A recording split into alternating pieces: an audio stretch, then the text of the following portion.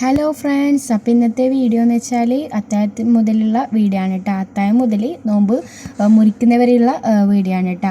അപ്പോൾ ഒരു 4:30 മണിയായിട്ടാകുമ്പം ഞാൻ എഴുന്നേറ്റിട്ട് അത്താഴം കഴിക്കാനായിട്ട്.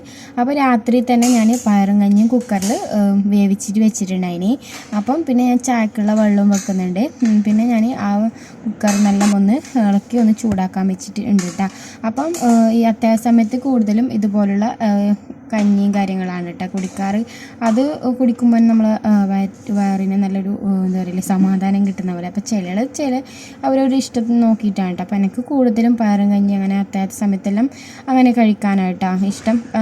എൻ്റെ വീട്ടിൽ ചെറുപ്പത്തിലെ പയറും കഞ്ഞിയാണ് കേട്ടോ കൂടുതലും ഞാൻ കണ്ടിട്ടുള്ളത്. ഉപ്പാൻ്റെ ഉമ്മാക്കെല്ലാം അങ്ങനെ അതിനോടാണ് കേട്ടോ ഇഷ്ടം. അതുകൊണ്ട് തന്നെ ആ ഒരു ശീലം ഉള്ളത് കൊണ്ടാണോ എന്നറിയില്ല, എനിക്ക് കഞ്ഞി കുടിച്ചാലൊരു തൃപ്തി കിട്ടുന്ന അതിൽ കുറച്ച്, ഒത്തിരി വേണമെന്നില്ല, കുറച്ച് കുടിച്ചാൽ മതി.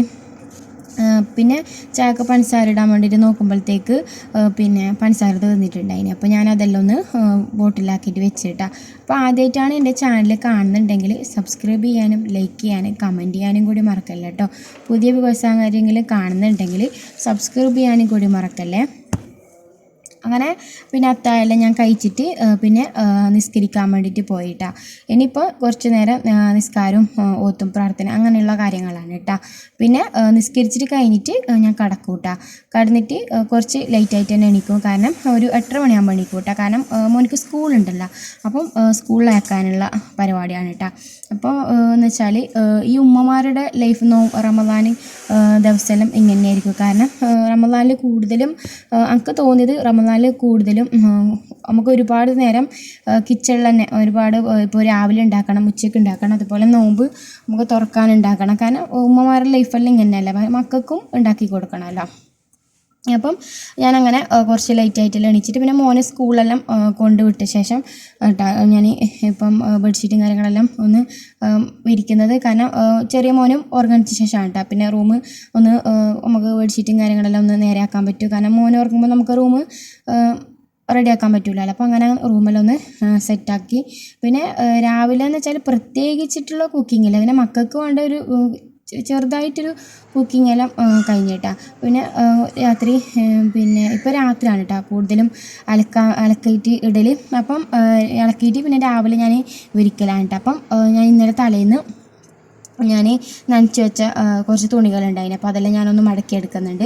പിന്നെ ഞാൻ പറഞ്ഞില്ല, ഇപ്പോൾ റമദാനായപ്പോൾ ഞാൻ രാത്രി വാഷിംഗ് മെഷീനിൽ ഇട്ടിട്ട് അലക്കി വെച്ചിട്ട് പിന്നെ രാവിലെ പിറ്റേന്ന് ഇട്ടാൽ ഞാൻ തുണിയെല്ലാം ഒന്ന് വിരിക്കൽ. ഇപ്പം റൊട്ടീനെല്ലാം ആകെ ചേഞ്ച് ആയിട്ടുണ്ട്. അപ്പം ഇനിയിപ്പോൾ ഇത് കഴിഞ്ഞിട്ട് ഇനി കുറച്ച് നേരം മോൻ്റെയൊക്കെ അങ്ങോട്ടും ഇങ്ങോട്ടും കുറച്ച് നടന്ന ശേഷം പിന്നെ നിസ്കാരവും ളുഹർ നിസ്കാരവും പ്രാർത്ഥനയെല്ലാം കഴിഞ്ഞിട്ട് പിന്നെ ഇനി അസറിന് ശേഷം ഒരു 4 മണിക്ക് ശേഷമാണ് കേട്ടോ പിന്നെ ഞാൻ കിച്ചണിൽ കയറൽ. 4 മണിക്ക് ശേഷം കഴിഞ്ഞാൽ പിന്നെ നമുക്ക് നോമ്പ് തുറക്കാനും നോമ്പ് മുറിക്കാനുള്ള കാര്യങ്ങളാണ് കേട്ടോ ഞാൻ ഉണ്ടാക്കൽ. അപ്പം ഇന്ന് ദോശയാണ് കേട്ടോ ഉണ്ടാക്കുന്നത്.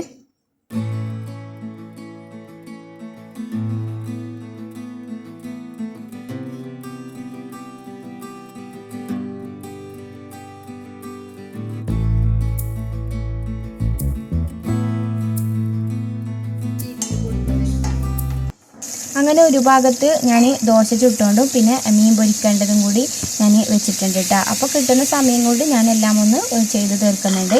പിന്നെ ഞാനിപ്പം നോമ്പ് മുറിക്കുമ്പം കഴിക്കാൻ വേണ്ടിയിട്ട് തേങ്ങ ഇങ്ങനെ ആക്കിയിട്ടില്ല കടല പൂങ്ങിയിട്ട് ഞാൻ ആക്കുന്നുണ്ട് കേട്ടോ. അപ്പം ആർക്കെങ്കിലും എണ്ണ ഒഴിവാക്കുന്നവർക്ക് നമുക്ക് ഉണ്ടാക്കാൻ പറ്റുന്ന ഒരു ഐറ്റമാണ് കേട്ടോ. ഞാൻ കടല പൂങ്ങിയിട്ട് കഴിക്കാനും ടേസ്റ്റ് തന്നെ. അപ്പം ഞാൻ ഇത് ഉണ്ടാക്കിയിട്ട് അപ്പം എന്തോ അത് കഴിക്കാനും തോന്നലായിട്ട് ഞാൻ പിന്നെ അത് ഉണ്ടാക്കിയിട്ടാണ്. പിന്നെ കൂടുതൽ എണ്ണക്കടിയോട് വലിയ കിട്ടിയതൊന്നും എന്നാലും വലിയ ഇഷ്ടമല്ല.